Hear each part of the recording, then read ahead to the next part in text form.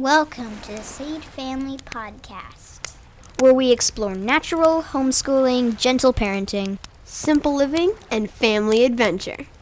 I'm Rachel Rainbolt, the Sage Parenting Coach, coming to you from the Pacific Northwest, where I live wild and free in connection with my 3 wildlings and the Papa Bear in our fixer-upper on the beach.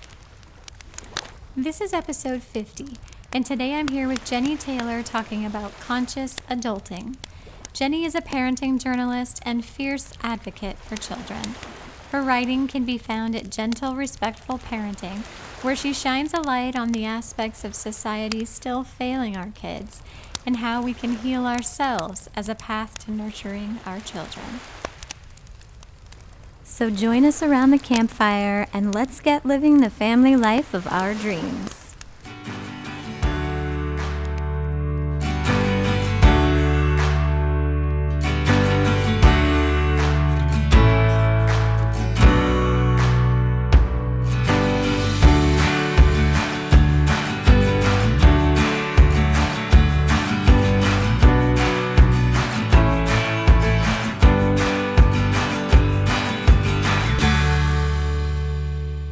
If you are enjoying the Sage Family Podcast, then please scroll down and click those stars in your podcast app or on iTunes. Writing a review is a quick and easy way to support the show using the currency of feedback. A. Reynolds 9 says, "New listener and here to stay. I've been binge listening to every episode on your podcast. I just want to say thank you. Thank you for all of the time, effort, and love you pour into your work. I've been following a lifestyle similar to yours in many ways, yet I feel deep parts of myself stretching and growing as I listen to your wise words. You are a breath of fresh air to my soul. I am so grateful. Keep on creating. You are changing lives." Thank you so sincerely much, A. Reynolds 9. Those words are so heartfelt and so deeply appreciated, as are all of the reviews that you guys leave for me in support of this show. Geocaching was our adventure this week. Sky and my husband figured out all the technical logistics of downloading the app and signing up for an account. And we've been driving to different locations, hopping on our bikes, and treasure hunting. Now, I use the word treasure loosely, and we usually just leave the current object and add some coins, because, minimalism. And I have to admit, I have a sincere dislike of looking for things and for doing arbitrary puzzles. So I'm just along for the bike riding, outdoor family fun time, but the rest of my people are digging it, and it provides a fresh new spin on our bike rides. My little obsession right now is Thinx period underwear. I actually wrote a post when I first got them called The Perfect Natural Period Pairing that I'll link to in the show notes, where I talk in hilarious detail about the menstrual cup period underwear combo that has changed my whole life. But now that I've had them for a while, I just have to talk about them on the podcast too, because I'm obsessed enough to shout about them from the proverbial mountaintop. They are so freaking comfortable. They're great for my body, better long-term for my wallet, and so much better for the planet. I loved them so much that I reached out to Thinx and asked if I could get an affiliate code to help support this work while I rave about them, and they agreed. So go to rachelrainbolt.com/Thinx and it will take you right to the organic cotton brief that I got 7 of. If you want to see photos and videos of our geocaching or my underwear, yes, I posted pictures, then head on over to sage.family on Instagram and follow along.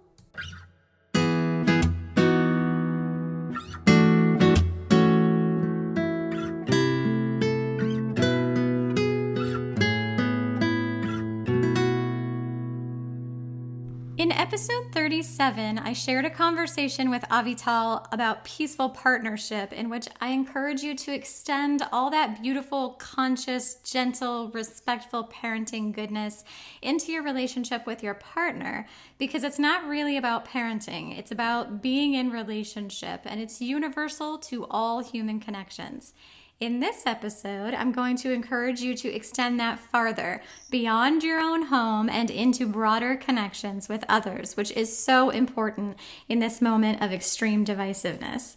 Jenny Taylor of Gentle Respectful Parenting, who has a journalism background, is here to help us with this today. Welcome to the show, Jenny. Thank you so much for having me, Rachel. I'm so happy to be here.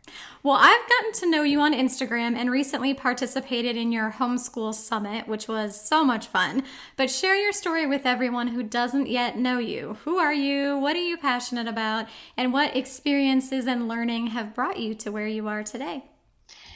Oh, I would love to. Well, my name is Jenny Taylor. My background is in journalism and in marketing, which are two fields that really shouldn't go together, but here we are in the world, and so they do. But after having a child, I was blessed with a high needs child, and it just sucked me into the world of gentle parenting and conscious parenting, and I knew that this is my path. This is what I want to, when my pen goes to paper, this is what I'm going to talk about, is how to build connective relationships with our children and how to parent ourselves, really, because as you know from doing this work and the podcast episode you mentioned earlier, conscious parenting is really more about parenting ourselves. So I found some deep healing in it. For my inner child and the way that I was raised, I found deep connections with my child with it, yet I have found it much more difficult to apply the principles, even after I've really embodied them with my daughter, into adult relationships. It's been harder to communicate with my husband, for example, in the same gentle and respectful way that now, after changing my belief systems and having repetition with, patiently regulating myself, being patient with my emotions, now feel easy with my daughter. So that's what led me to, being passionate about the conversation we're going to have today, is why is this so much harder in our adult relationships?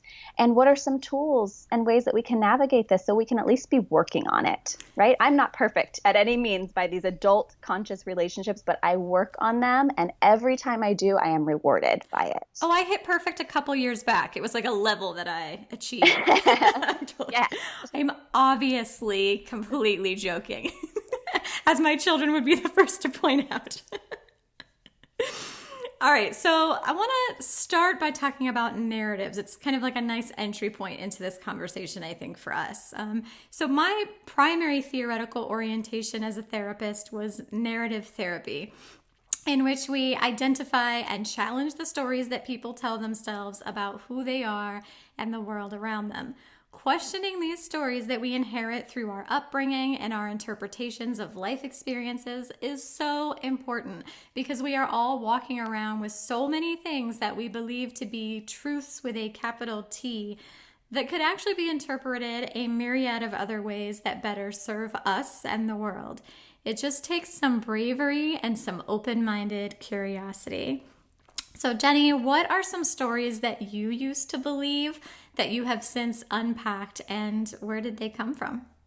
Oh gosh, this is such a good question. This is my favorite topic to talk about. So first, I want to share something before I answer your question directly, that it was the work of Dr. Bruce Lipton that really got me to challenge my belief systems. I remember reading the book and listening to some of his lectures called The Biology of Belief, where he's a cellular biologist, and he talks about how our belief systems, they're not just in our conscious mind, they're obviously in our subconscious as well, and we actually hold them on a cellular level. So anything we believe, we actually embody. So every day with our beliefs, we believe them to our core, that actually, and we can look at placebos. He gives really great examples of, hey, most people can conceptualize placebos. We've heard that term before. We know what it means, but why have people had miraculous recoveries with placebos? So there's a story that was really impactful for me, and it was about a study that was done in the Bayer Journal of Medicine that evaluated these patients with severe and debilitating knee pain from arthritis. Now, the surgeon, they had 3 different groups of people. 2 of those groups, they actually did the surgery to for the arthritic pain. And the 3rd group, they did cut open the patient. They waited the 40 minutes. The surgeon then sewed up the patient, so there would be stitches. And the surgeon even said he even did like the same washing that he would do on the other patient. So they all woke up. No one knew who had had the real surgery or who had had the fake surgery. And they didn't know for 2 years, but all three groups, they all reported having relief from their pain to the same exact degree. So 2 years later, they finally revealed to this one group, hey, you guys had fake surgery.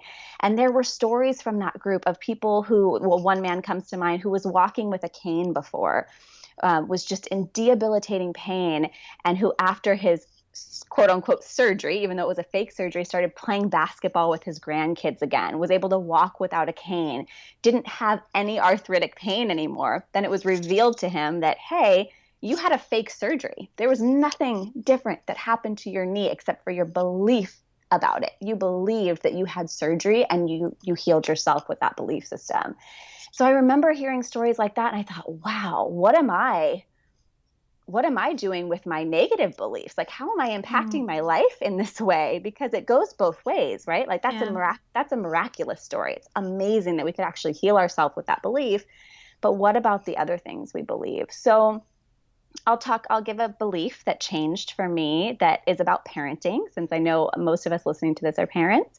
When my daughter was first born, I didn't even know I had this belief, but I had this deep belief that crying was this really tragic thing that should be stopped immediately. And I still do believe a crying child needs to have an adult there to soothe them and to sit with them. But I no longer believe that the goal is to say, like, hey, let me do a silly dance and make you stop crying. Yeah. Or let's go run around the park really fast. Like, to silence the communication. Exactly. I was but I found my body going into this panic of like, by any means necessary, distract the cries, make the cries stop. And then as I got deeper into my understanding of conscious parenting, I just looked at like, where did that belief come from? Then I was able to get curious about my own childhood and even talk to my mom about it, and just kind of evaluate, wow, yeah, that's exactly what I was taught about tears and about emotions. And my mom did happen to be soothing to me, even though she was punitive in other ways with tears, but it was always that distraction of like, don't cry, you'll be fine. Here, let me fix this for you. Mm-hmm. So when my daughter would cry, my body would have a biological response to it. My heart would race. I'd get a little panicky and sweaty. My body would go into this kind of fight or flight mode, not a really intense one, but it was definitely this biological response where I was like, oh my gosh, have to make the crying stop. But then once I changed my belief system, once I started to believe that tears are this beautiful, healing, necessary process that should actually just be encouraged, and just all they need is space held for them in this really safe container of love. Once I changed my belief, then when she would cry, my body stopped having a biological response.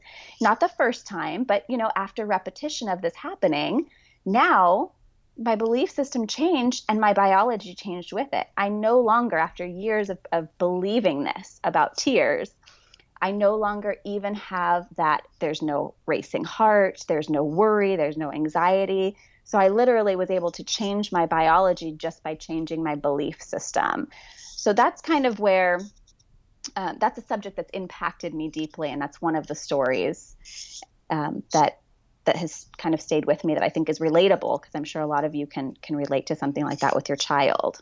Yeah, I love that story. I feel like I could talk for like a full day about like just providing examples of all of this, the baggage that I have had to unpack, all of the stories that I have had to be brave and open-minded enough to question and challenge in order to evolve to the point where I'm at today. And I have to say, every single time I have been willing to do that work, that uncomfortable work, it has been so tremendously rewarding. Like, I've never had an experience where something felt off and I paused and I sat on it and I researched it and I opened up all of my senses and really, danced around with this issue, and then came out on the other side like, I wish I'd stayed ignorant on that one. Exactly. Yes. I feel the same exact way. It's always a reward. There's always growth on the other side of this exploration. Yes. Okay. So confirmation bias is a phenomenon where we tend to seek and interpret new evidence as confirmation of our existing beliefs. For example, You text a friend and she doesn't respond. You might tell yourself, see, she doesn't like me, or she must be busy, or any number of possible interpretations that align with the narrative we have for ourselves and the world. One of the big challenges today is that we are unusually isolated in echo chambers that perpetually reverberate our established worldview, saving us from the discomfort of having any of those stories challenged. I know that you recently stepped out of your comfort zone or your echo chamber, right? How did that feel, and what did you learn? Oh, wow. It's been such a powerful experience. And I think that what's prompted it is probably something all of us are experiencing right now is we've been at homes, we've been on our social media. There's a lot of extra stress and pressure from lockdowns and health challenges and all of the things that we're facing in this year. And some of my dearest friends that I've known for 20 years who I love have radically different opinions that they've been sharing. And so suddenly, all of a sudden, I was just noticing, whoa, that's a really my body interpreted as kind of like, that's really like aggressive and whoa, Feels I don't threatening, really, right? It feels threatening. Yeah. Like I Yeah. don't really align with that. And then, whoa, there'd be another one that was kind of polarizing. I'm like, well, I don't even know if I align with that. And I was kind of sitting here in this dance where I started having, just to be honest, almost even doubts about these friendships. And I didn't want to have those because I was like, wait a second, what am I letting, rush over my body right now? Like these are narratives being written for us largely by marketing machines and knowing what we align with, understanding what's going to get us incited the most, what headline is going to, we're going to be most likely to share. I know all of these things. I'm a journalist. I'm like, Jenny, hey, these are valuable friendships to you. Like, let's pause. Let's take a pause and decide where you want to stand in this. And of course, when I took that pause, I'm always rewarded by pausing. That's kind of my go-to when my body feels activated. It's like, just pause and get curious. Mm-hmm. So I decided, okay, you know what? I would like to hear the information that they're hearing, because we all have evidence for our beliefs. And that's the biggest thing that I learned from this. I'm like, everybody has evidence for their beliefs. And the vast majority of us, not on all topics, but there are certain topics where we believe, like you said, truth with a capital T, that is the truth. Mm-hmm. And it's this one way.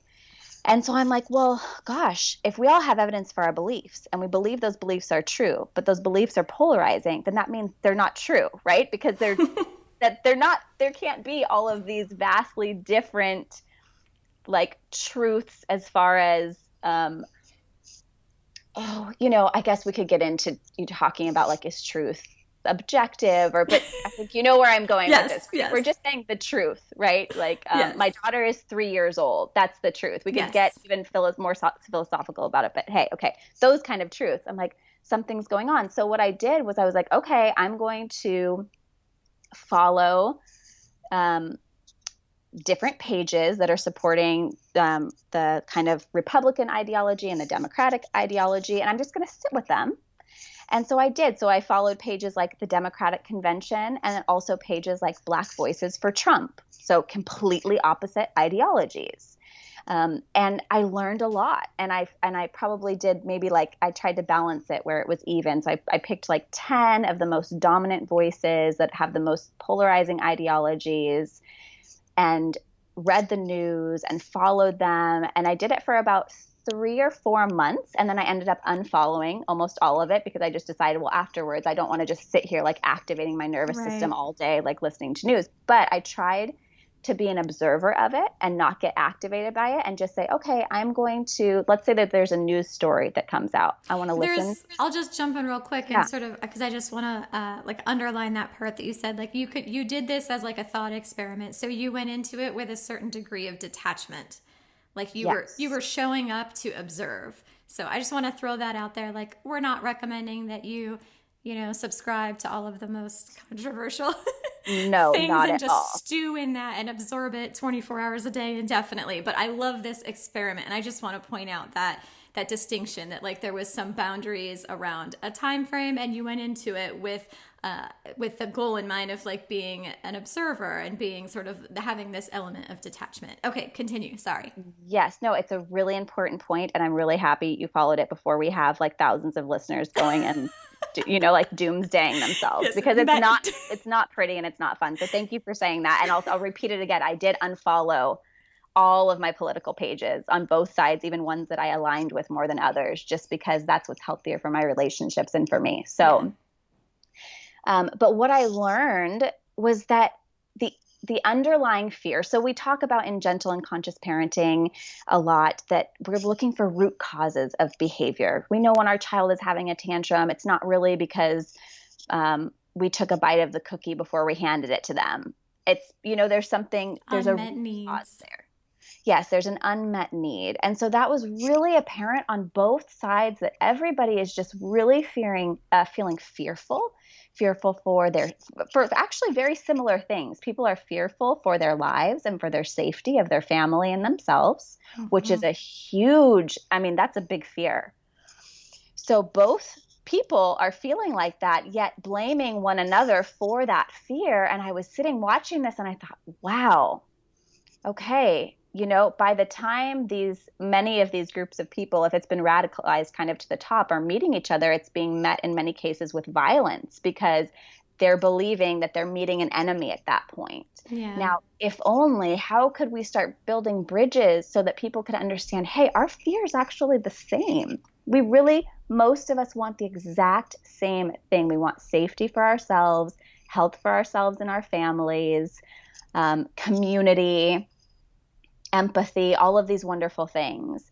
And so then I realized, okay, not everybody, based on the violence that they've personally experienced, based on the threats that are real to them when they walk outside their door, is going to be able to implement nonviolent communication. But those of us who feel like we can, who feel like we're called to this work, we really should, because it's going to build bridges. So then that's where, I've started saying, okay, getting curious. I know that you read the book, Nonviolent Communication, so we can, maybe even do some like practices but those judgment thoughts. So instead of me saying like, oh, like, Rachel, you make me so mad, or like, I'm so mad that you were late coming home or coming over for our play date or something like that. Instead of giving that kind of confrontational judgment thought, what's something else I can do an I statement and say, I feel like you might not want to be in this friendship anymore when you don't come over. Does that feel accurate? Can we talk about this? Yeah. Like, so rather than, especially as we're talking about evidence, like if I am late showing up for the play date, your narrative, your story, the evidence is, oh, see, she showed up late because she doesn't really respect or care about me. Like she's so selfish, or, what, like we grab hold of that as evidence. So if we can identify what we're feeling, like with a feeling word, like I feel rejected, or I feel hurts, or I feel left out, or whatever like the feeling is. And then we can start figuring out what our need is in that moment, and then like what kind of request we can make of the other person from that space. And you can do that on a larger scale outside of the people that you're immediately connected with too. I'll share, I have a friend, his name's Aiden. He's a trans man, and he runs this incredible gender diversity organization up here in the Pacific Northwest. And he is an advocate who goes around to different companies and organizations and school districts and meets with people to try to make them more gender diversity friendly, and has a lot of really hard conversations with people who believe really different things than him about something that I would imagine could potentially activate so much fear within him, to try to have these conversations and confront these ideas that really threaten his safety and ability to create and live a meaningful life. And he does it so beautifully. And one of my favorite things that he said was that like one of his favorite questions to ask is basically like, what's your fear? So say a trans child was allowed to live in your school as their gender identity. Like, what's your fear? And let's work from there. Like, talk to me about what that feeling is inside of you. And then let's find a way for both of us to get our needs met. And if we can just keep that framework in our minds, we can get so much farther and be so much happier. Absolutely. Oh my gosh. And you're so right. When I see people who it could be so invoking for themselves and actually feel unsafe to them doing this work, it's just like, okay, I can do this. Yes. Inspires to be like, I can do this. We can do this with each other, because it's so true that they're all just fears, even in the hardest situations, like you're talking about right now. That's a very controversial topic that he's talking about, that people have a lot of fear around. Yeah.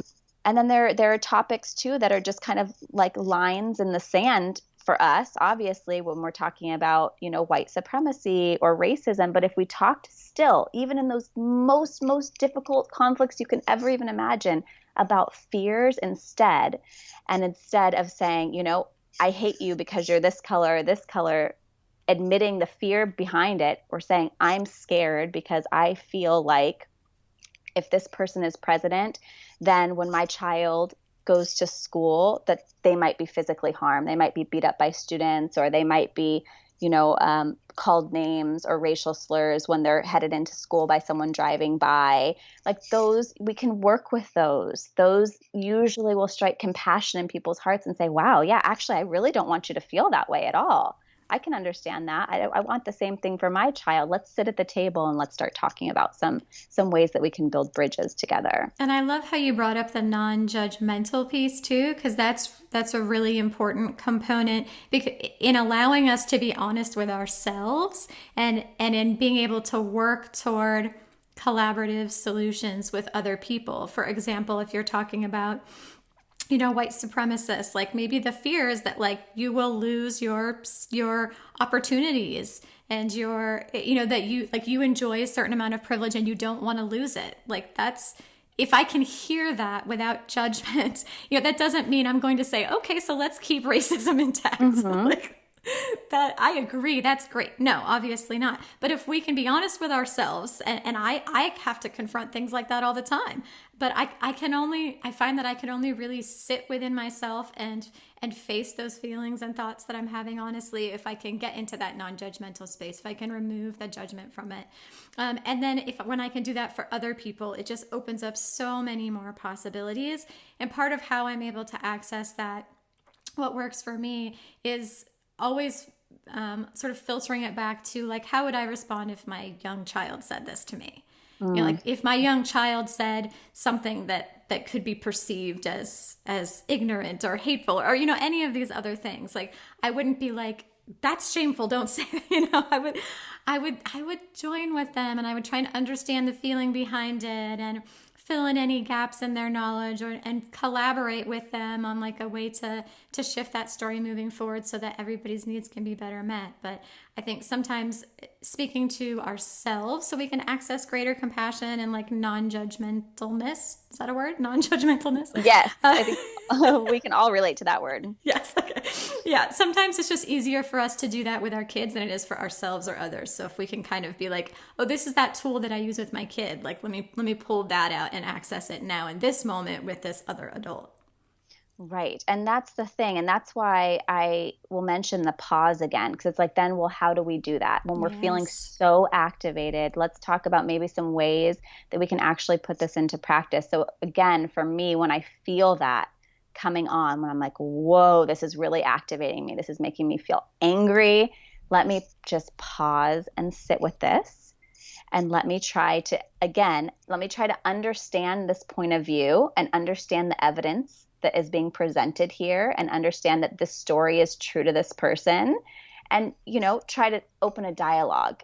Sometimes you can't open a dialogue. That's not always going to happen, but there are times where someone is just really activated and you can start a dialogue. I mean, in nonviolent communication, he gives so many amazing examples of when he's talking to people and going to places who are upset with him, and the way he responds to them by saying, being able to see, I see why you're upset. Oh, are you upset because you think that this is easy for me to do, and it's making you feel, like I'm shaming you for not being able to communicate consciously. And then the person in the audience says, yes, that's exactly what I'm feeling.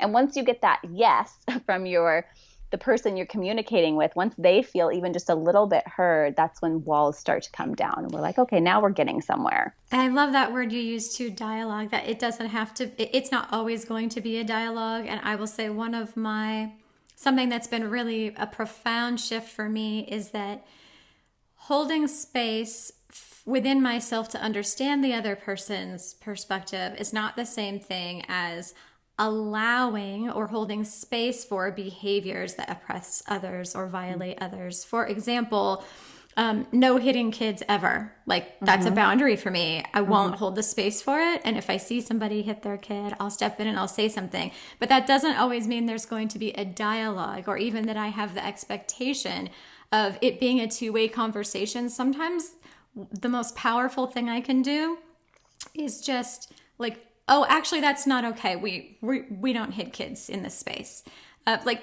Just planting that seed. Like, I don't need to convince them of my rightness. I just need to establish like that boundary exists. And that to me, sometimes even it goes a long way. It can plant a seed that can sprout in the future. Yes, and that has to do with immediate threats, which is what our fight or flight system is designed for. Yeah. Like, if a child is being hit, that's an immediate threat happening in front of you that has to be stopped. If someone's about to hit your physical body, someone else's physical body, any kind of assault is about to happen, that's when our fight or flight system should be activated to say, hey, yes, I'm going to stop this behavior. So that's us functioning. And I think that's a really important distinction to make, because that is the moment when your body knows, nope, this is what my fight or flight system is designed for. I'm going to stop this action. You'll probably feel activated. You'll probably feel a little bit sweaty, a little bit nervous. It's kind of like this really high intensity moment when there's some violence around and something has to be stopped in that way.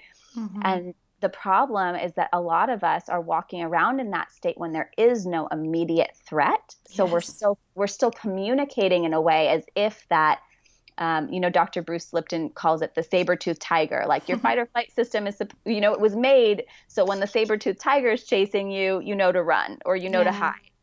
But we're all having communication with each other when there is no immediate threat, meaning in the next 5 or 10 minutes, your body is not going to be violated.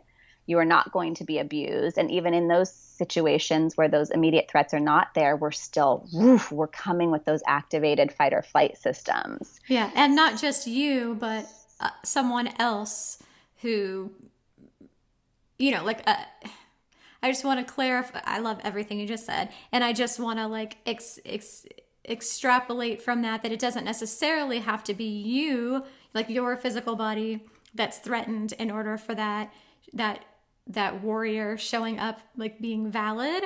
But like for other people too, particularly people who aren't in a position to stand up for themselves. Because I do believe, like, in my industry, in like a postmodernist therapeutic world, we love to sort of wade around in the gray area of like truth with a capital T versus a lowercase t, like what you talked about. Like, my daughter is 3, like that is a fact. And part of where my hope lies in like growing and evolving into a better society is that enough people can show up with some of those, like, we don't treat people the X way, or like we don't hit children, or and if enough people kind of stand up and say that does create effective boundaries, and it does shift cultural tides. And I have no goal as to where I'm going with this. I swear we're so far off the outline, but this is just a really juicy conversation. It is. Everybody knows that we are not claiming to be right about right with a capital R about everything we say. This is just really sort of a free form conversation, and it's something that so many of you guys have been asking for. So hopefully everybody's getting as much out of this as I am getting out of it.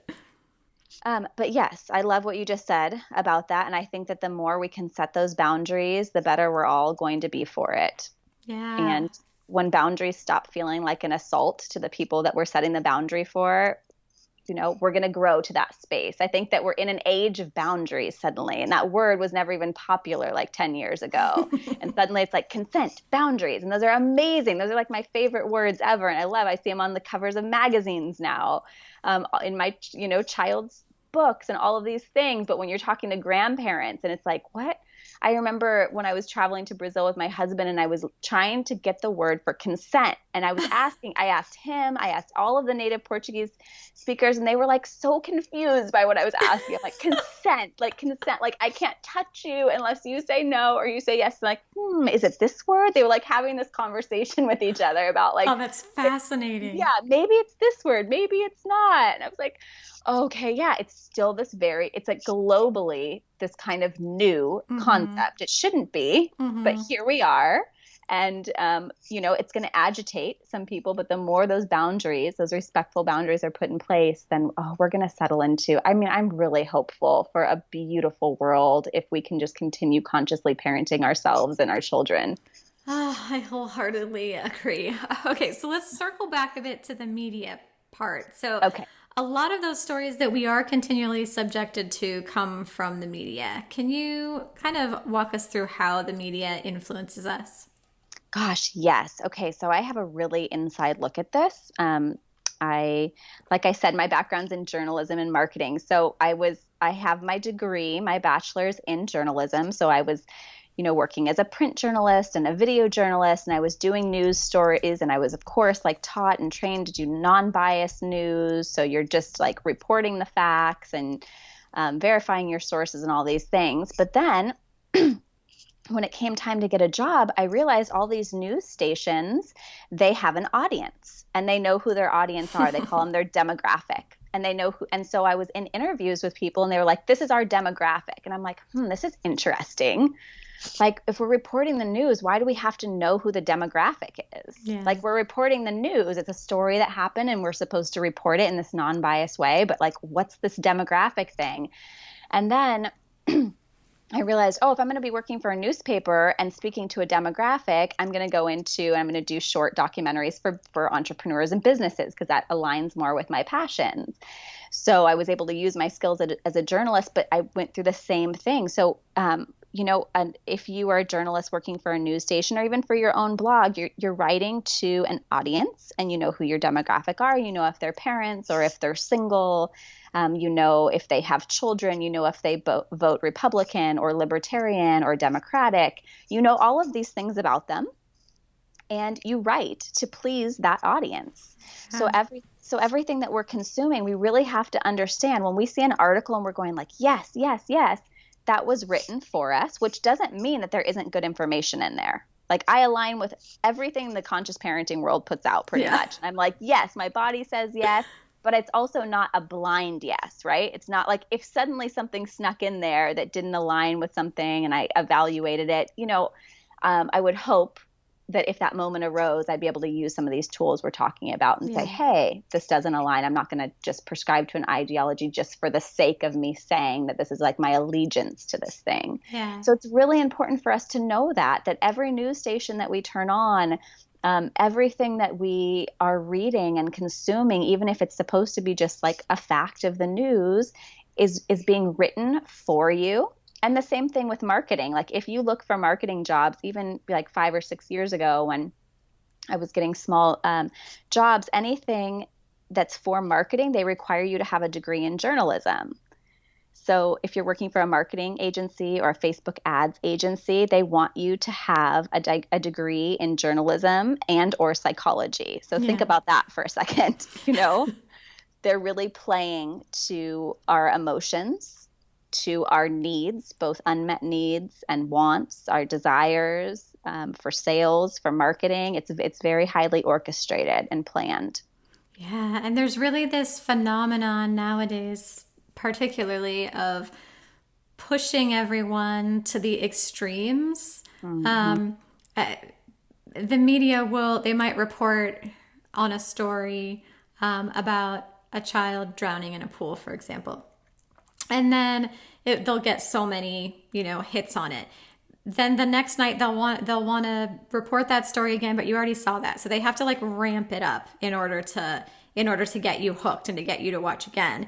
And so it's like, you won't believe what the mother was doing, you know, when the child, and then like it just keeps getting like ticked up and ticked up. And the same thing happens now, particularly with social media, where you might watch a video that the Democratic Party puts out, for example, and then, or the Republican Party puts out, and then you stop you sort of acclimate to it and you stop watching them or liking them. So they have to send you the next level of like extreme content in order to get you to, oh, what? Did that really happen? So like it's close enough that it's connected and related to the next, but it's a level up. So it's even more extreme. And then you get kind of bored with that and they have to notch it up again. And on like a really simple level, I see this, like if I turn on CNN, there are like 500 like boxes and tickers and banners and flashing lights and like it's just ludicrous. Like they keep like having to like add more and more and more and more and more to like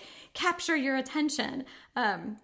It's exhausting, and I just want everybody to be empowered to like notice it and to be aware of it and to sort of get in touch with feeling that gravity, that magnetic pull to go in these extreme directions. Right. And it's great to notice it too. And for us to realize, like, let's say we're accustomed to only watching CNN or only watching Fox. So we're getting really polarized, either liberal or conservative views consistently every day. Well, if that's who their audience is, if there's something that's really impactful for both people, that's bipartisan, that both people could agree upon, they're not going to broadcast it because they know that this is going to, if they say anything kindly about the Conservative Party, it's going to really upset liberals. If they say anything kindly about the Liberal Party, it's going to really upset conservatives. And it's a dangerous place for us to be because, you know, at the end of the day, if someone is extremely radicalized, like to the point where they're like a Klan member or something like that, which there's a really interesting documentary about a man named Daryl Davis he's a black man who goes and sits down and invites Klan members into his house. He's highly controversial, but also he's like, wow, a master at nonviolent communication. Yeah, I saw that. There's a documentary about it called Accidental Courtesy, Daryl Davis, Race in America. So if anyone wants to watch it, it's like, whoa, right? That's even for me. I mean, this affects him personally. He's a black man. He's sitting with someone who has an ideology that's against him. But even me as a white woman, I was like, whoa, I couldn't even have those conversations. Yeah. Like I was so activated hearing that. But this is what he believes for him is healing to, you know, his community and to the world and to the country at whole. So that's what he's doing. But okay, so there's really radicalized ideology. But then in between that now, all, like you said, they're radicalizing everything, but most of us are pretty moderate, rational thinkers. If we can at least keep our bodies regulated, we're pretty open to new information. So we have to make sure we all don't become super radicalized. Like if we're not in those deep ideologies, this is the perfect time to be building these bridges with each other and saying, hey, you know what? We're not going to get caught up in narrative bait. We're not going to let someone else just decide what I think of you as another human being. We're going to sit at the table together. We're going to talk. We're going to break bread together. We're going to focus on our relationships as human beings, even if you think differently than I do, as long as you're willing to respect me and I'm willing to respect you, like let's come to the table together. And I think we really need to focus on that kind of breaking bread together theme of like getting face to face, getting in person with people who think ideologically differently than you, maybe not in the most radical way, but in the most like liberal and conservative. I'm not talking about the most radical of either one, but just that, you know, sit down together. So how can we be intentional about digesting the information that we need while not drowning in the raging river of information? Because to a certain extent, like we do need, like with the pandemic, for example, like if businesses are shut down or I'm not allowed to leave my house, like I need to know that, you know, like there's some information, like on what day are we voting? Like there are things that I need to know. But like we just talked about, like all of the media is sort of designed to to like tickle your fight or flight reflex. Mm-hmm. So how can we digest information with our mental health in mind? I would say be the journalist yourself. So if I was writing an article as a journalist and it was about updates about the pandemic and about the lockdown, where would I be going for my sources? I'd be going to the .gov websites. I'd be calling the mayor's office to get a quote from she or he. I'd be going to the CDC website and, looking at the infection rates and death rates, and then I'd be reporting on that. But it just so happens, depending on who I'd be writing for, I'd be going, adding a bunch of other stuff in there that was really fear-inducing. So if you can kind of just be your own journalist and go directly to sources that a journalist would normally, that CNN would grab it for, like, for example, like a lot of news stations are just reporting on data that the CDC is putting up on their website. So I just go directly to the CDC and I just say, hey, here's what's going on. Or I go directly to the san diego.gov website and I can see what date are my parks set to open.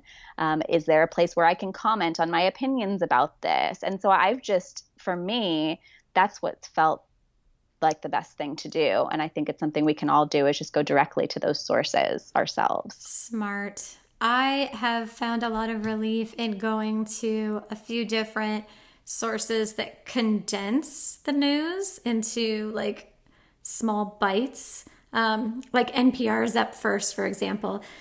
It's like no more than 15 minutes long, no more than 3 stories. And I feel like if I am driving somewhere and I turn on that podcast, as like in the mix of all the very nurturing, wonderful podcasts, that's like one of the things that can kind of keep me up to date. So while I would never just I feel like I have all of these memories of older people when I was younger, just having the news on in the background. Like my grandpa, like watching 60 Minutes. It's just being on, like while I was eating dinner at their house or things like that. And I feel like now the media has evolved such that is so toxic, and we have become so much more aware of the like subconscious effects of exposing ourselves to too much of that. So I love your tip of like going to the source material, and then I would combine that with like taking like bite size, digesting one bite at a time, kind of a thing. Right. Digesting one bite at a time. And even NPR, and I love NPR. I love their podcast and the way but I was even finding myself, it was one of the places one of the sources that I've always followed too.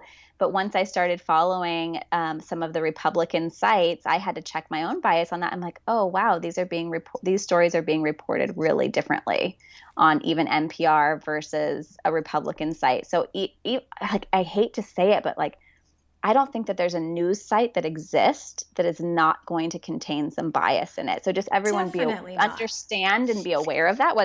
We're all going to like our bite-sized news from places, and that's fine. We're all going to lean or have, a preference to a certain, ideology to some sort until we can really confront our beliefs or sit at the table with someone different than us. And that can be all fine too. But just to be aware of it. Yeah, I think that's great. Like being aware of it too. It's not possible for it to be completely unbiased.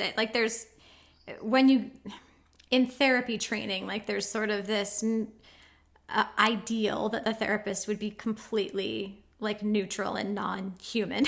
And of course, like we've learned, and most therapists nowadays have sort of like rebutted up against that and said, no, that's not possible, and our clients are better for it if we just show up like honestly and sort of being explicit about things that will come up for us. And so I agree that like objectively, ideally, like there would be news that was completely and totally objective. And I also recognize that there are I was going to say that there are humans creating the news, but even in robots and machines, like there's still biases in different directions. So they're just not subconscious biases.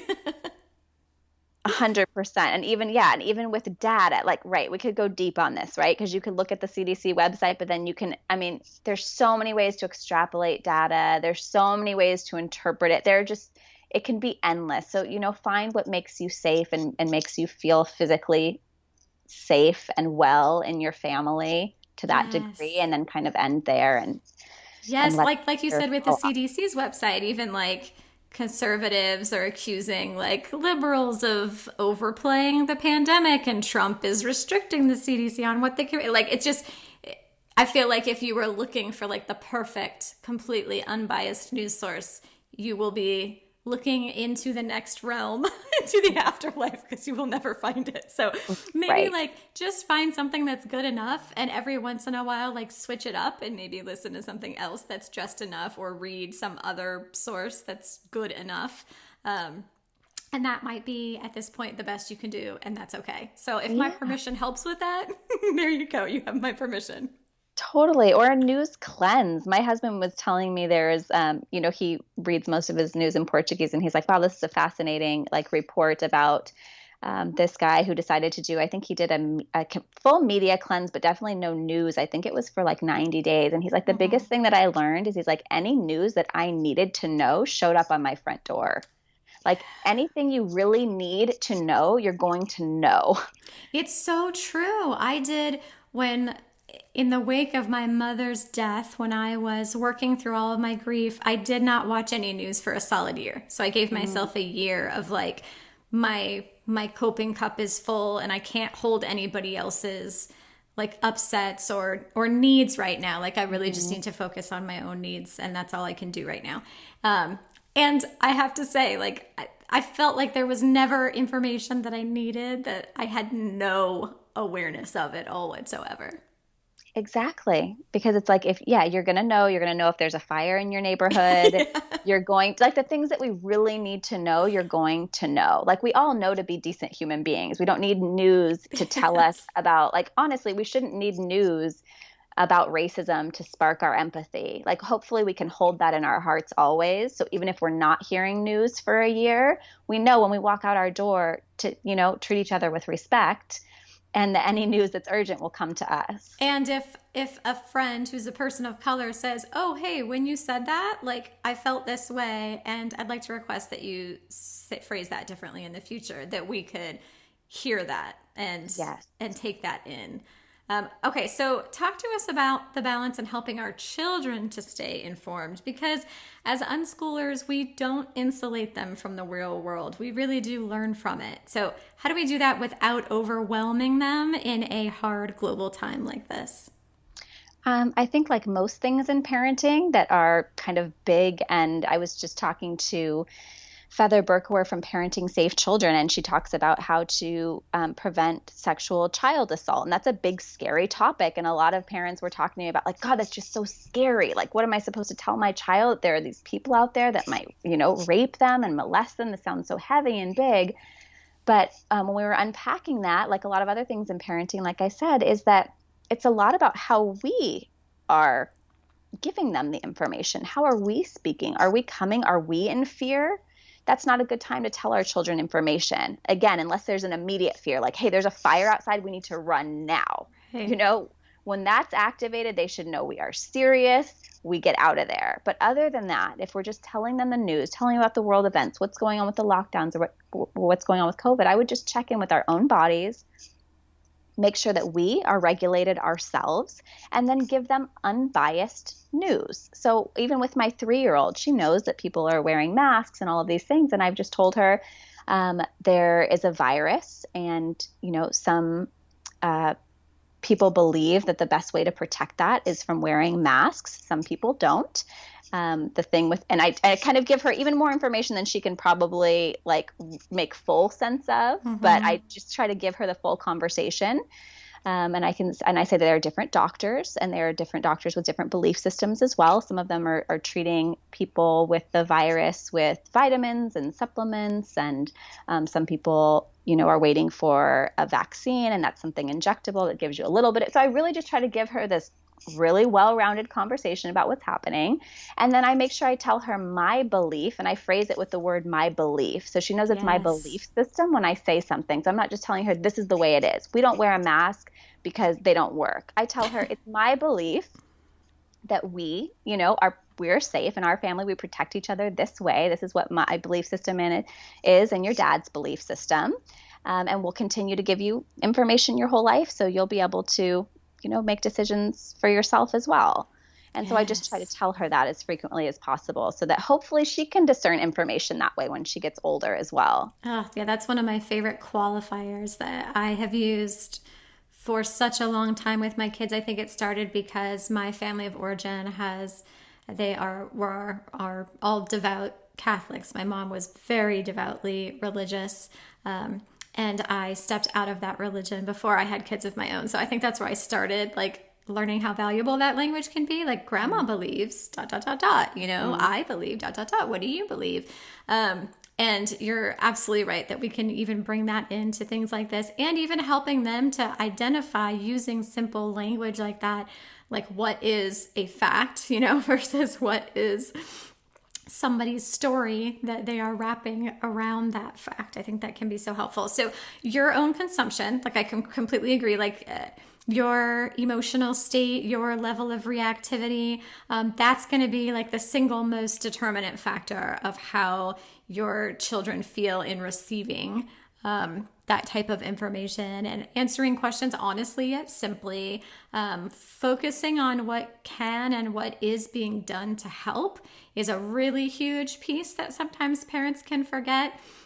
We have all kinds of evidence that shows that people can come out of really traumatizing experiences relatively unscathed if they have a sense of agency during that experience. So if they feel like there's something that they can do to help with what's happening, that can go a really long way. So keep that in mind. And then lastly, I would just add, like, to know your kid.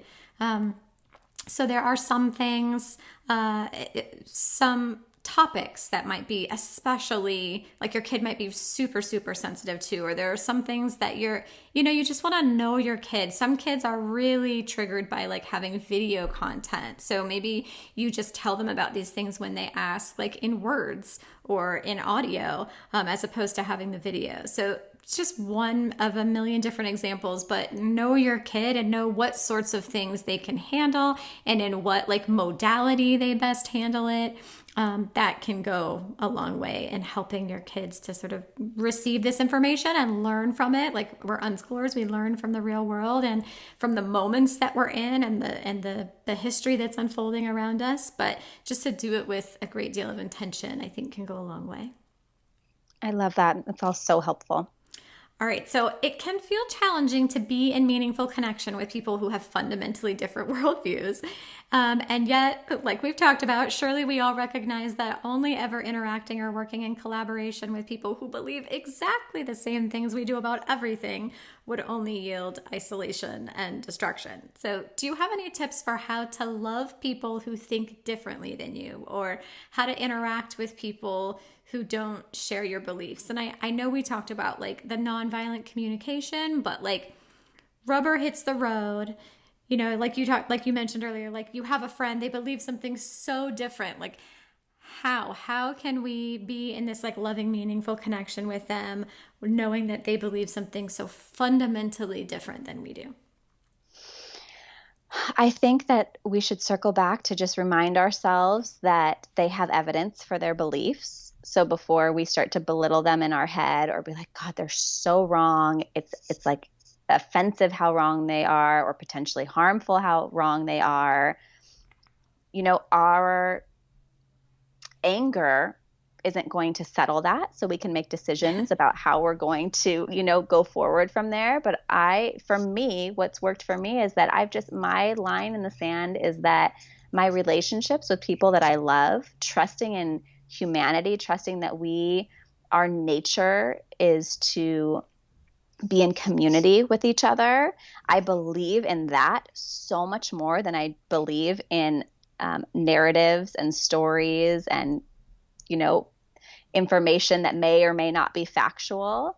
So give yourself the pause, ask yourself what your line in the sand is, and if a political war is worth it to you to lose relationships, and to understand that when someone is really, really angry, This is also something that's helped me. When someone's really, really angry, it can feel really hard to communicate with that person. It can trigger anger in us. But if we can see beyond anger and try to understand there's an unmet need under there, there's someone that's unseen, someone that's unheard, there's some fear there. Once we can start communicating at that level of, I'm scared, and the other person can say, I'm scared too because of this reason, that's so much easier to communicate from that place. It's easier to hold somebody's vulnerability than it is to hold somebody's anger. So if we can model that too, instead of responding with anger and saying, actually, I feel scared with that information, that post, because it makes me feel like there's going to be a civil war. It makes me feel like my brother is going to be fighting against my cousin in a civil war and that my children might die. I mean, that's really the level we're at, where people's fear is at that level. Yeah. That's a really intense, tragic, real fear. So if we say it like that, if we can just be real about what we're feeling, like, hey, we're afraid of civil wars right now. We're afraid of our children dying, our families being devastated. That can spark more empathy between each other. So I found having conversations like that with my friends is more helpful than just like, oh, I don't agree with that. Yeah. It's not your job to convince people of your rightness. I think, like, if I could slap it on a bumper sticker, that would kind of be like my party line, which is, it's a bit, I think people, when they hear me say that, because I've said that before, it strikes them as a bit odd because I do include, in my job description, advocate. And so sometimes people will say, well, isn't that what an advocate is? It's like, that means your job is to convince people of a particular point of view. And I always say, no, that is not what being an advocate is, at least not to me. It's basically me showing people that there is another way. And this other way is something that I believe in very passionately and very strongly. So basically, just live your truth, be a light, hold boundaries where and when needed. Like we mentioned earlier, the boundaries thing is important. It is okay to disconnect from someone. Ideally, we could all stand holding hands around the entire world and sing Kumbaya. And that is my honest to God hope. I believe in that vision and I work toward it every day. And at the same time, every once in a while, I do come into contact with someone who the level of energy required of me to stay in that healthy space while in connection with them is more than I am willing to give at a particular point in time. And that's okay too. You have to fill your own cup. You have to take care of yourself. You have to take care of your children and your little family. And anybody else who adds value to you, whether they have very different beliefs, same beliefs, ideally it would be a mix. Wonderful. It is also okay to disconnect from someone who is persistently causing you pain, who is sort of an energy vampire in your life. 100%. And I'll add to that, I'm disconnected with my father and my brother. Yes. And that's hard, but that's good for people, since you brought that up. You should, even in my life, I'm practicing this every day. And those are the two biologically closest people to me in the world, my brother and my father. And I can't have relationships with them. And it's been years. And it's because, like you were saying, that energy, there were too many boundaries being violated over and over and over again. So yes, everything that we're saying in this nonviolent communication, that only works if there's mutual respect between that relationship. It can't just be you pouring yourself out, trying to convince someone to be different over and over. Absolutely not. Yeah, we need the acceptance piece too. I'm not going to convince you to be and live a certain way. I'm going to radically accept you for exactly who you are today with no hope that you will change or no effort on my part to try and change you. So from the place of me accepting who you are, am I better for being in connection with you? Are you a value add to my life? And if the answer to that is no, it's okay to disconnect from that person. Mm-hmm. I'll add a personal example too, in terms of relationships with people who who live and think and believe very differently from you. This will be of no shock to anyone that I am basically a hippie, and and all of the the beliefs that tend to go along with that. And I spent years training in Krav Maga, where the majority of the people who I trained with were like law enforcement, FBI, Border Patrol. This was when I was in San Diego. These were people who could not be more different from me in so many ways. And I had some truly wonderful friendships with them. Like, I really was enriched through those connections. So I think what we're trying to say is, like, don't shut down and throw up walls just because someone believes different things from you. Like, you can have some really incredible relationships with people who believe different things. Absolutely. Yes. And abusive relationships are totally different. Yes. That's a different scenario that none of this should be Agreed. applied to.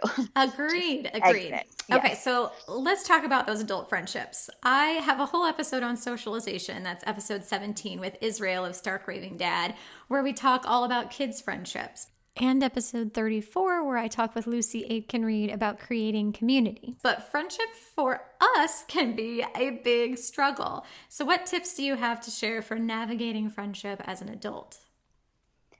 Well, gosh, it's in this season of my life with a child, I definitely I found myself my first year of being a parent very isolated because, you're with a child, like things change. You're not going to be able to necessarily like jump on a wake surfing boat with your newborn baby or go to certain classes if you don't have, trusted childcare help. So I have just put myself in scenarios where I'll reach out to someone first. So I've met some moms that I hang out with now who I feel just very fulfilled with. And, our ideologies range, but we're all we join in the respectful parenting aspect and have wonderful, collaborative, connective, respectful relationships. And I found them, honestly, through Facebook and Instagram, all of them. Yes.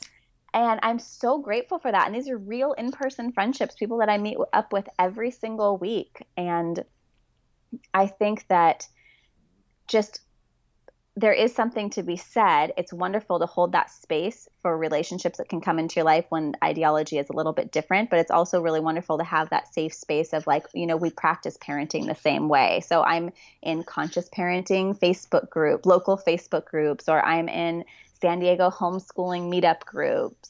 And I remember at first, sometimes it can kind of feel like work. You're like, oh, I'm starting this new budding relationship. Are we going to click? Is there going to be anything to talk about? What are we going to do? But I was like, but I'm committed to community. Yes. I know that community is part of my mental and physical and spiritual well-being. I know that. And without it, I suffer. And so I have to put in the work to maintain community. And then I just try to be, supportive when I have the bandwidth. I think that we kind of all take turns, my friends and I, where we know like, hey, this mom's a little bit more overwhelmed. She might need a meal dropped off for her. Or, hey, your child is kind of in this growth and development spurt where they're just kind of like your independent little helper now and they want to tag along. So you have more space to be able to like help unload the new baby from the car. So I think it's really nice to I feel like my needs are met with this group of friends that I have, and I try to meet their needs in small, doable ways as well, and just have this really kind of collaborative, loving relationship. And yeah, it came from social media. Yes, I love that. Yeah, making friends. Social media is fantastic for that. Like my bestie, I totally met her on Facebook. Like my last best friend before we moved up here met on Facebook. Amazing. Yeah. Yes. Like a lot of those social media has a lot of downfalls, and I think it has a bad rap of those relationships being very superficial, but that has not been my experience at all. And when I do coaching with a lot of families who are struggling to connect with community, and we do utilize social media, I help them to tap into communities that would resonate with them. And I completely agree. Kids can be helpful wingmen if you're trying to like friendship date and like pick up friends.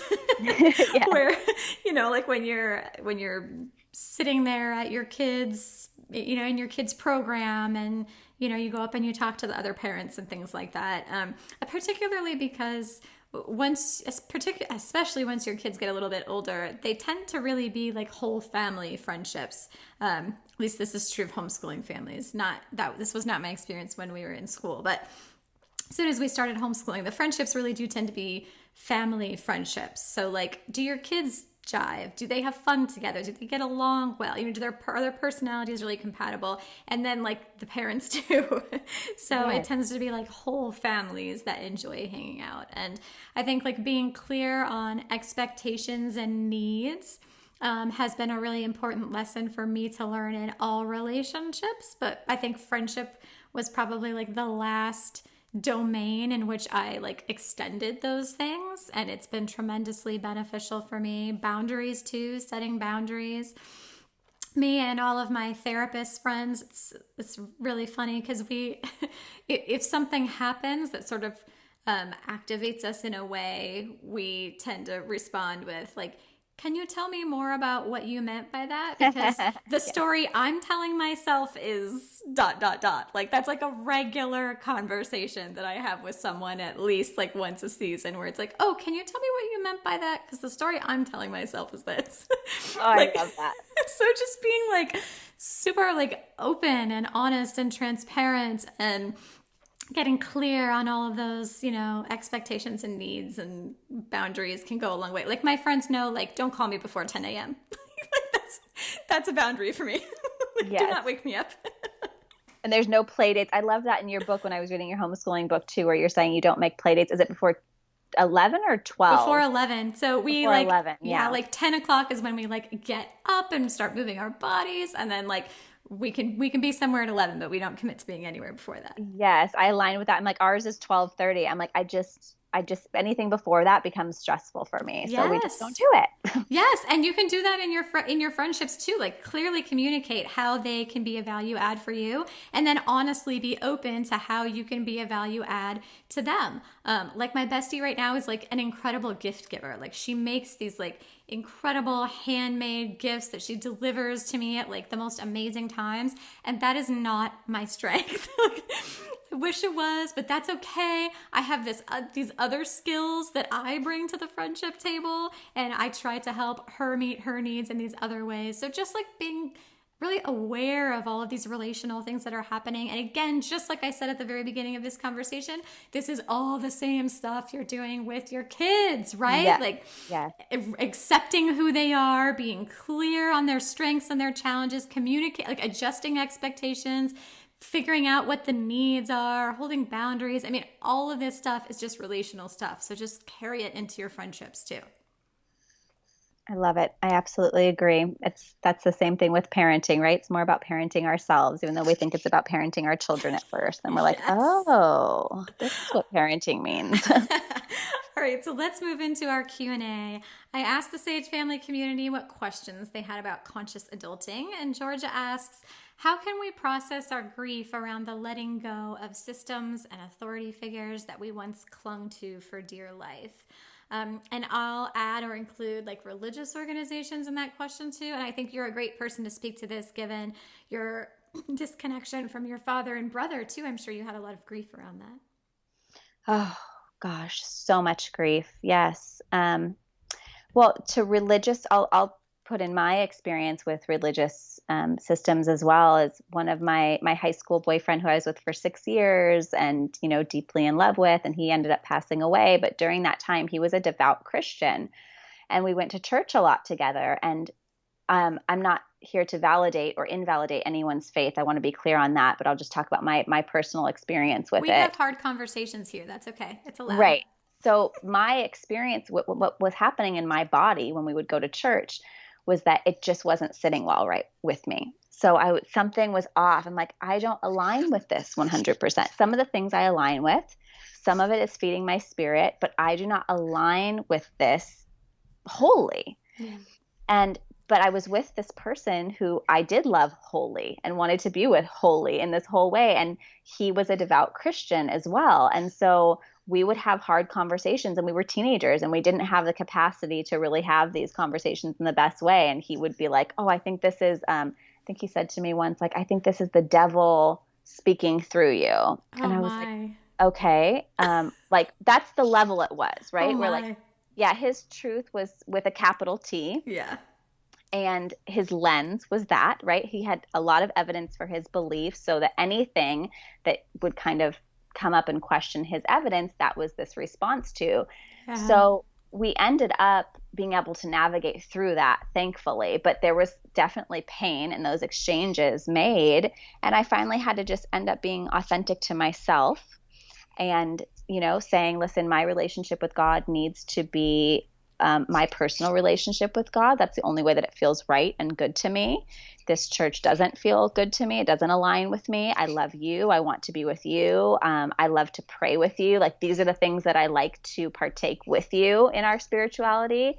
And this is where, and so I had said, like, I didn't want to go to the Bible study at his mom's house anymore. And that, definitely severed some of the relationship with his mother. And so there was a lot of grief and pain there. And it took years for this all to be worked out. And I abandoned myself for years within that space, which didn't feel good, of course, of just saying, like, okay, this is, I can handle this. I can still just go to this church service, once every couple weeks or once every week or anything like that. But once I finally, was just firm in my boundary with it and just didn't feel responsible for other people's emotions and kind of let them have their panic without me. Like, okay, this is my choice and you guys are going to feel the way you feel. Then that was really freeing, but there was absolute grief in there and there was shame within that, situation. Like I said, I was a teenager, so I didn't have like even probably a quarter of the sense I have now about where I stand in the world. And then with my father and my brother, my father's bipolar and he's abusive, quite frankly. I mean, it's just abuse, a verbal abuse written through emails, and then swings to deep apologies and things like that. And so instead of me going along for this emotional ride that I've been taken on my whole life, really, I just had to make a decision that this is what's best for my body. And there's going to be grief because I love my father and my inner child will always want to have a relationship with him. I will always want, I have, even as I'm saying this now, I could be reading a letter that's filled with hate from him when he's in one of his manic modes, telling me what a POS I am and, what a failure and all these horrible, horrible things, like really horrible things. But simultaneously, I find myself like, oh, I know this is his illness though. And I love him and I love how charming he is and he's my dad. And I wish we could have had this experience. I wish that he could have fathered me the way my husband's fathering our child. I see them interacting. I think, wow, how wonderful to have a father like that. So there's incredible grief there as well. And what's helped me is just trying not to abandon myself and just saying, okay, I'm going to just really listen to my body. When my gut tells me something, when my gut's twisted, when my heart's twisted, when I feel this physical reaction, don't just ignore that. Listen to what that is and just be okay having uncomfortable conversations. I mean, it's going to be uncomfortable, but you're worth it. I think your story is so powerful and there's so much to be learned from it for those of us who get to witness it. So thank you for sharing it. I think my high school boyfriend was actually Mormon. Yeah. My grandma was too. So I have experience with that as well. Yes. And one thing that I loved in what you said about your grief with your father is that you're not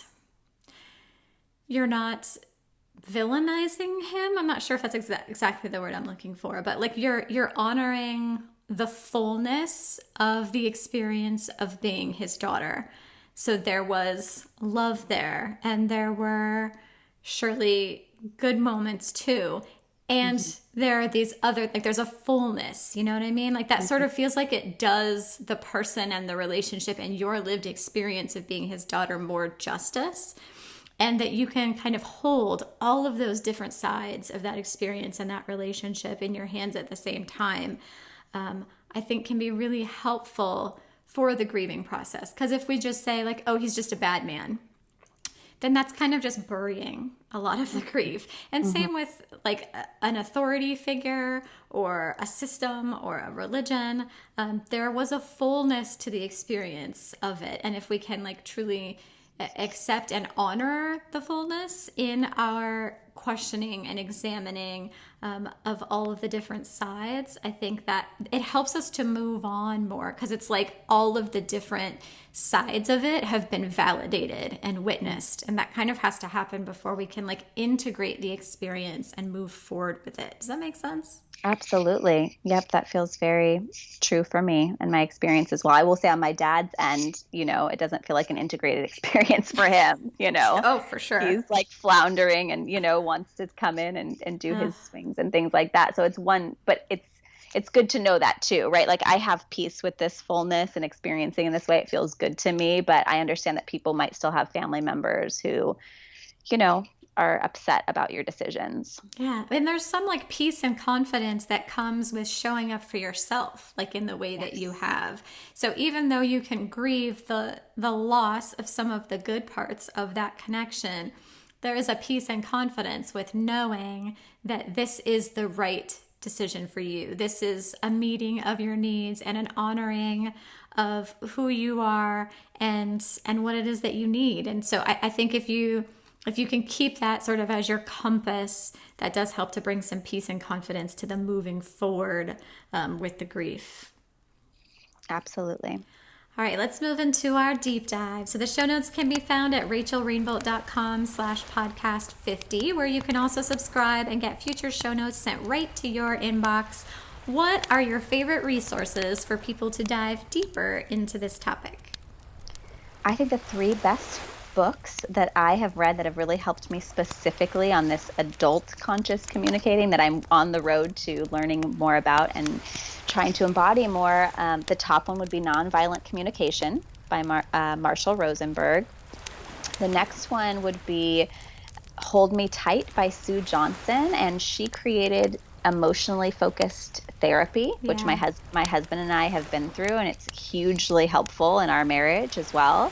And again, it's that root cause, attachment base. What are the feelings? What are the unmet needs? So you're going to find, if you read all of these books, you'll find huge reoccurring patterns that come up always when we're talking. Yes, in grad school, like EFT was basically attachment parenting, but for marriages. Yes, exactly. And so that's why I was like, this aligned for us. And when my husband and I were having difficulty communicating, we kept thinking we were having conflict about money, but it wasn't money. We knew enough to know it wasn't, but I just needed some safe container to, like hash that out in. And so we did emotionally focused therapy. And I was like, oh my gosh, this is exactly what we're doing in our parenting. But for us, it's amazing. So there's also a workbook that goes with it for if you are listening to this and feeling like you'd like to bring this into your marriage. There's the emotionally focused therapy workbook for couples. My husband and I did that too and found it really helpful. And then the last book would be The Biology of Belief by Dr. Bruce Lipton. He's the cellular biologist I mentioned above, and he just has dedicated his life since the 60s to talking about his research in quantum physics and to cellular biology and how it relates to our belief systems. I've not read the last one, so I will definitely add that to my reading list, and I will include links to all of those and nonviolent communication. I just put out a gentle parenting book list, and that's one of my top recommendations. Yes. I actually have someone who's going to come on from his organization. Amazing. Of course, he unfortunately has passed away. If I could get a medium to come on and channel him. I know. The world needs him now. Yes. He's like the Mr. Rogers for grown-ups. That's what he feels like to me. I read the book. I listened to the audiobook too, just because his voice and his way of being is so soothing. So we're definitely going to dive deeper into that on this show. And I'm also going to link to Jenny on Instagram because you must follow along with everything that she puts out. And then I'll also include a link to her homeschool summit that I participated in. Do you want to tell everybody about that? Yes, it's called the Gentle Homeschooling Summit. It's a summit with 10 incredible homeschooling educators and families. Rachel's included in there. And for anybody that feels called to a different way outside of the mainstream education system, this is just going to, I've had people write back and say, I have multiple people told me they cried through the interviews, just tears of joy of saying I feel now like I can do this. I can homeschool and I don't have fear. I don't have fear that I have to fill my house with all of these supplies, or I have to go get a teaching degree, or I have to do all of this. So it's really a breath of relief for a lot of parents. Oh, what beautiful feedback. That must have felt so rewarding. It was. And to you guys as well. It's a compliment to all of you, your wisdom in there. So thank you. Well, Jenny, thank you so much for coming on and sharing this conversation with me. I really appreciate like your vulnerability and your willingness to engage. And this is like a tricky, quote unquote, controversial conversation to have. So thank you for your bravery and showing up for this conversation. I really appreciate it.